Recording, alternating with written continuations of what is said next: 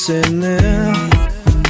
Vədilərin aşım idi, hiç bilənmədən seni.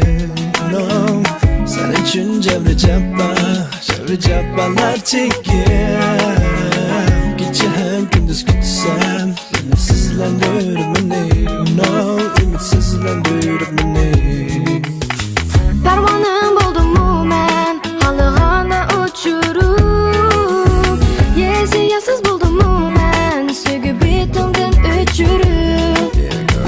Ömrüm kısım seni, senin yüreğim sakrayıp. Yana vermeysen könlümü, güllerimni sundurup. Sögü gülümni tuzdurup. Hold you in my arms tonight and wish the time will last. I don't want to say goodbye, I keep thinking of the past. It's just another tragedy in our love song that never disappears. Let's go back to the reality, to where we belong. Let's stop the tears, yeah, let's stop the tears.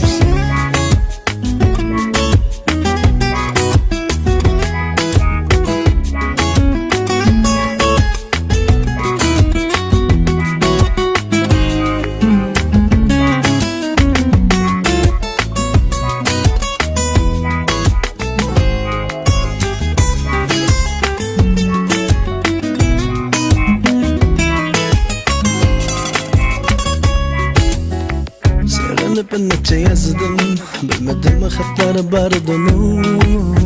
Seni gülen nakşa insan, bilmedim anladın mı? Yaşındaki yenip, yıllarını yoruldum. Gece hem gündüz gitsem, beni saklatıp koydum. Bana ümitle koydum. Pervanım oldum mu mən, halığana uçurup.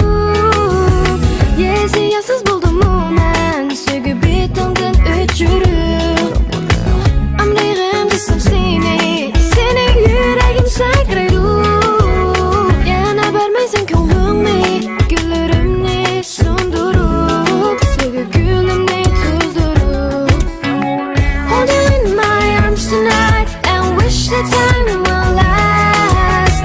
I don't want to say goodbye, I keep thinking of the past.